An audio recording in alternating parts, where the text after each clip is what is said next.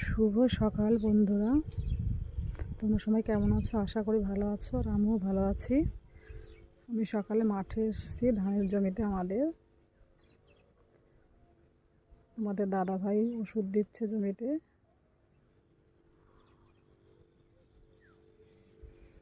দেখো গ্রামের পরিবেশটা একটু, মাঠের কত সুন্দর।